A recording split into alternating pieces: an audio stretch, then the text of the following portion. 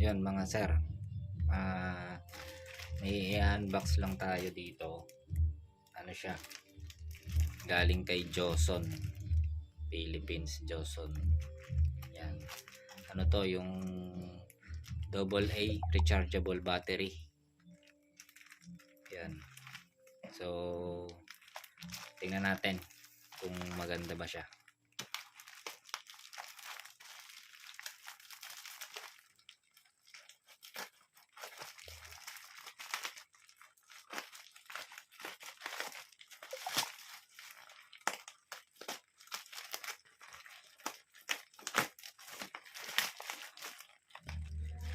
Maganda yung pagkakabalot niya, safe na safe yung item, hindi siya tinipid.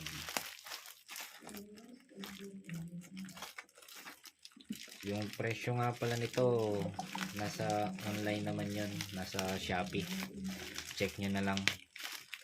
Yung battery na AA, 4 na piraso, nasa 450 yata.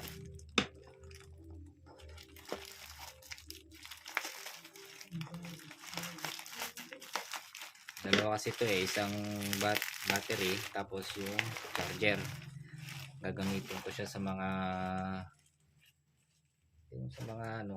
gamit dito sa bahay, wall clock, remote, pwede rin sa mga microphone, sa mga wireless mic, para matagal yung buhay.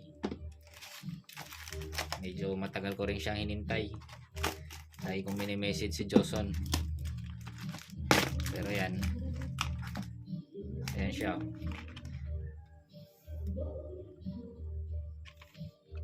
Mukhang maganda, quality naman. Mukhang hindi tayo magsisisi dito. Tabi muna natin. Tapos ito yung charger nya. Sinama ko na din ang charger para hindi na tayo mahirapan sa pag-charge. Ayan, ito yung battery. So naka-indicate naman dyan 2,800 milliamp, 1.2 volts. So longest storage energy nasa 1,000 use. Siguro ibig sabihin nito mga 1,000 charge bago siya mag yung performance niya is bumaba. Ayan, nandito naman yung ano niya caution. So hindi na natin babasahin yan, alam na naman natin yan eh. Ayan, tabi muna natin. Dito muna tayo sa charger niya. 4 slot smart charger, applicable sa AA tsaka AAA. Yan, automatic stop charging. So siguro pag puno, yan, pag puno na, parang mga cellphone, hindi siya nag-overcharge. So tingnan natin yung loob. Yung ano niya, yung AC cord, heavy duty rin. Hindi siya yung katulad ng iba na malambot. Ito matigas. Mukhang quality naman. Quality talaga kasi yung presyo nito, charger pa lang nasa 800 na. Pero mukhang hindi naman tayo papahiya. Ayan o. Maganda yung ano niya, yung appearance. Yan. So to, nandito naman sa ilalim yung ano niya, yung configuration niya. Input 100 to 240 volts AC. Yung output niya 1.2 volts AA times 1, ganyan. 1 2.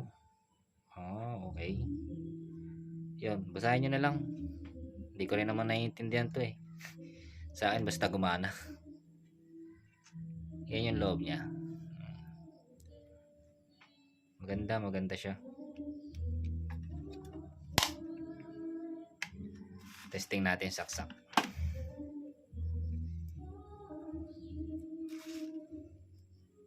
Mukhang matagal pa kikinabangan to.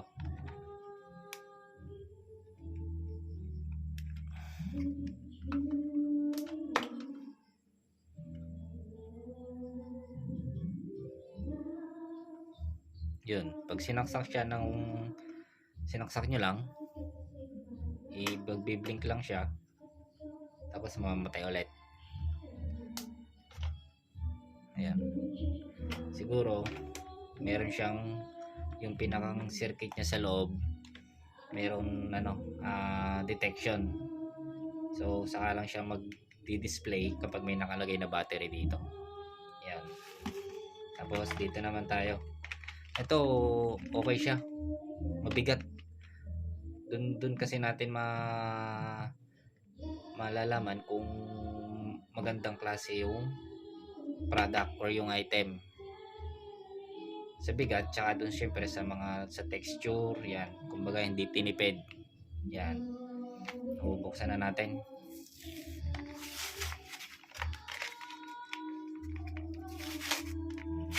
Yan, sinira ko na.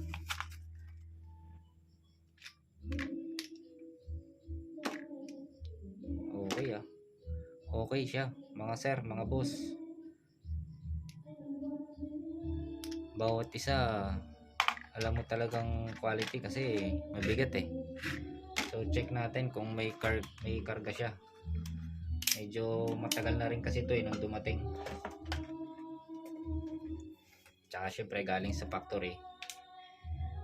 Tingnan lang natin.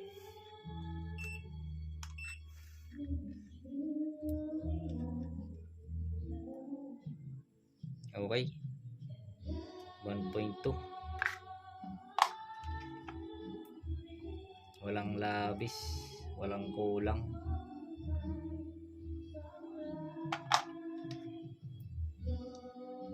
Kung kailangan ulit mag-ipon, bibili pa tayo ng mga isa pa na battery nito.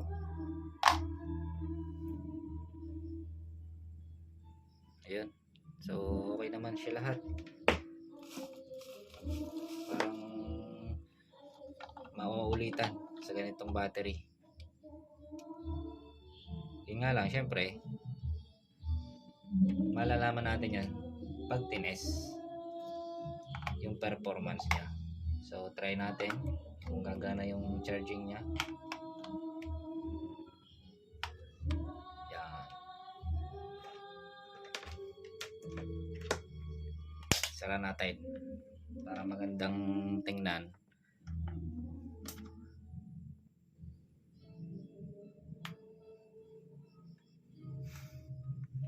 Bakit isa lang?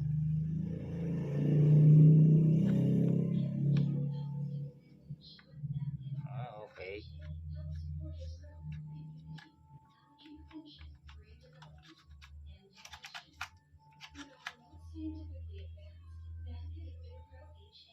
Yan. Ganyan siya. Di ko alam kung bakit. Siguro dahil full charge naman yung unit. Pero dapat nasa pinakang taas siya eh. Siguro although tinest natin ng tester na 1.2 siya, siguro yung kaya ganito yung indicator niya, yung amperahe niya, ito yung milliamp niya, hindi pa niya nare-reach yung 2,800, kaya siguro ganito.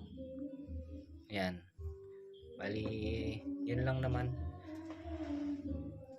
Tetest ko pa rin naman to kung talagang matagal yung buhay niya. Mas itetest ko siya sa mga wireless mic kung maganda nga at kung tatagal.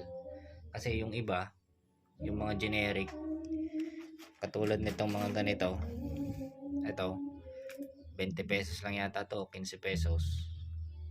Sa wireless mic na gamit ko, siguro natagal lang ng mga siguro 1 oras. Tapos pag malolobat na, nag-i-static na yung sound, pangit. Sayang, kaysa palagi tayong bibili nun, pagka ganito magagamit mo siya ilang beses, kahit magdamagan siguro, tsaka malobat man yung dalawa, may reserba ka pang dalawa, diga. Yan. So tingnan lang natin. Maganda siya kasi meron ako ditong binili sa online din. Ito, ampaw, wala siyang bigat. ito nasa 100 plus lang, apat na. Pero rechargeable naman din. Yun nga lang yung buhay niya, yung tinatagal niya, hindi siya ganun katagal. Mabilis lang din. Katulad lang din ito. Pinagkaanuhan nga lang, ito na-charge mo, ito hindi. Ayun. Pero syempre, ang hinahanap natin yung quality. Tsaka yung tagal ng buhay sa paggamit. Ito naman, bago pa nga siya, syempre hindi ko pa rin masasabi. Feedbackan ko na lang kayo pag nagamit ko na. Pero ito, i-charge ko na lang muna. Kasi sabi din sa akin ni seller, once na dumating yung item, pagkabukas, i-charge ko daw agad eh. Kahit may charge pa. Ayun na, sabi niya. Para daw yung battery, ma-reach niya yung maximum capacity. Yan. Hindi ko alam kung bakit. Kayo na lang din ang umalam. Kasi aalamin ko pa eh. Yan. Pero overall naman, sa akin, yung maganda siya, maganda. Kumbaga, kung i-rate natin ng 1 to 10, hindi pa natin isasama yung performance, packaging, item, yan. Siguro mga nasa 10. Kung sa akin ha, ewan ko sa inyo, hindi ko alam. Basta yun ang sa akin. Yan. Yan. So hanggang dito na lang yung video natin. Maraming salamat. Pagka nais, i-like nyo na lang din. Pero mas maganda kung naka-like po. Wala namang mawawala sa inyo. At yun ay malaking tulong na sa akin. Okay? Subscribe na din po sa mga hindi pa nakasubscribe. Maraming salamat sa inyong panonood at oras. Hanggang sa susunod na kabanata. Yan. Salamat po.